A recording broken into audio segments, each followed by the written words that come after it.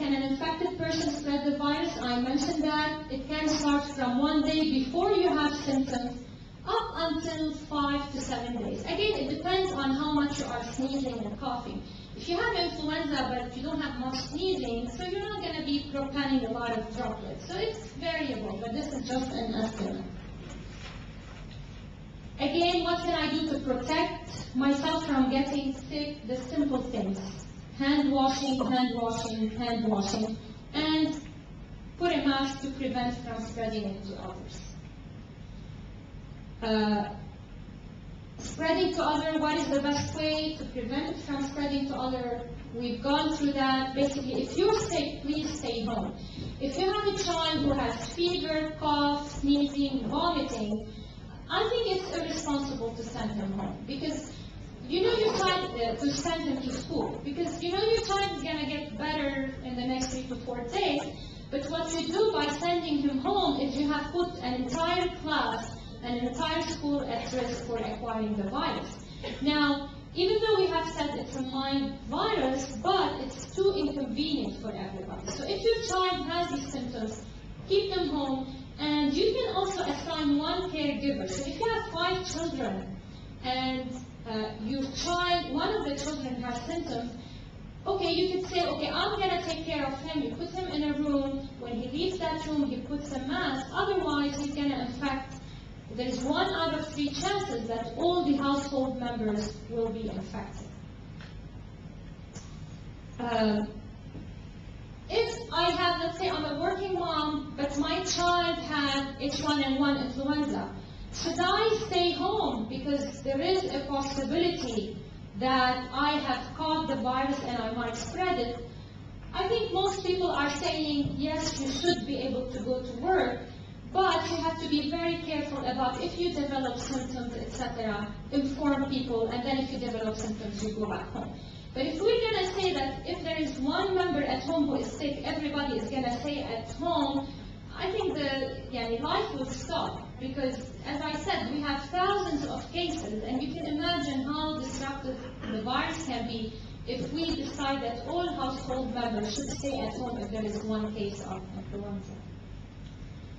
Again, if you get sick, we've gone through that, avoid normal activities. Don't go to work, but I wouldn't just not go to work, but because if you have taken the decision that you're not going to go to work, it means you are aware that you can spread the virus to other people around you. So that can be at Spinach or at the movies or at your friend's house or at work. So therefore, please confine yourself to the house during that period until 24 hours after the fever is gone.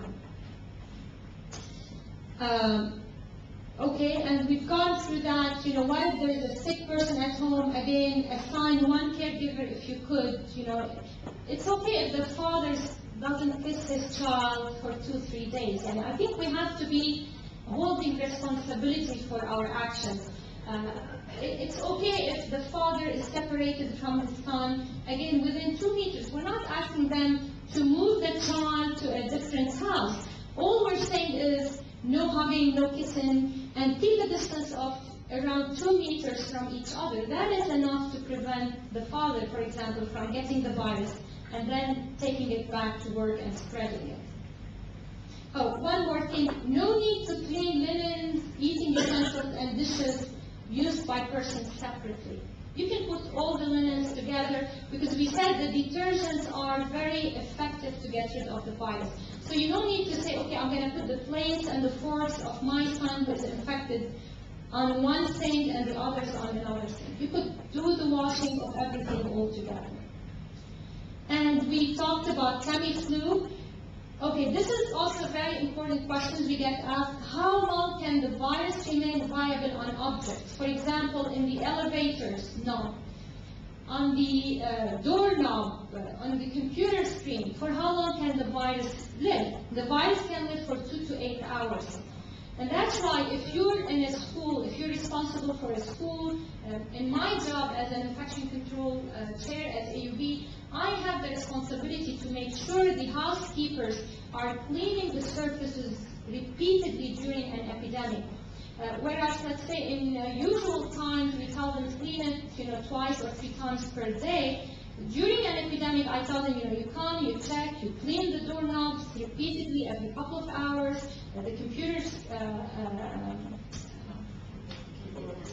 keyboard, etc., because the virus can live for 2 to 8 hours. So you have to be, in the school, I think the housekeeping should clean the bathrooms repeatedly, maybe every hours, etc., because this is one efficient way to prevent spreading the virus. You can eat pork if it's well cooked. Again, we've gone through that. No travel restrictions. Can I travel? We get a lot of phone calls. I was planning to go to Brazil, but now with the H1N1, should I go? Well, it's already spread all over the world. You have a high chance to get infected, more chance to get infected in your country than to acquire it abroad. So there is no travel restriction. But while you're in the airplane, obviously, if the one sitting next to you is coughing and sneezing, you either ask him to put a mask or you move, etc., to prevent you from catching the virus. And these are some useful websites that are updated periodically that can be very helpful for information. I think I'll stop here. Again, thank you for inviting me.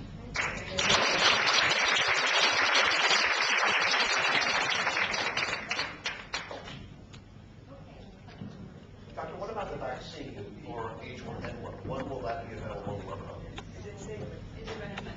Okay, on purpose, I left this out, but I knew it was going to come up in the question session. You will hear a lot about the vaccine, and I think what you're going to hear is, again, my personal views. I have enough concerns about the H1N1 vaccine to the point that I tell people, I'm not going to take it, I'm not going to give it to my children.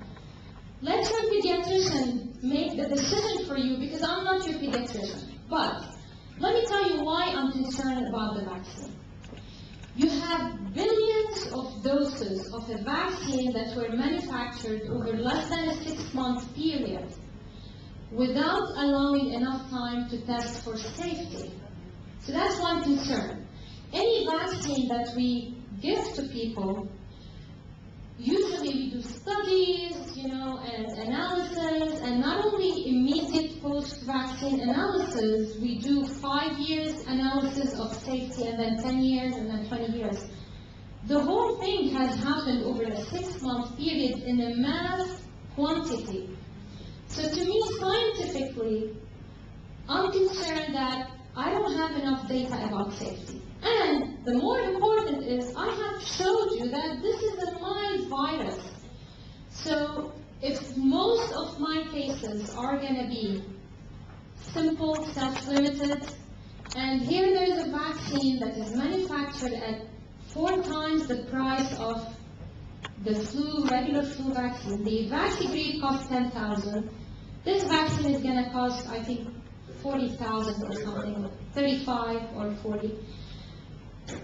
There is something that doesn't make sense. So here's a virus that is spreading, but it's mild, but I'm going to vaccinate the entire population with a very expensive vaccine, and where the safety data has not been proven. Second, in 1976, I showed you that there was a swine virus epidemic in New Jersey. During that, the president back then, which was Johnson, or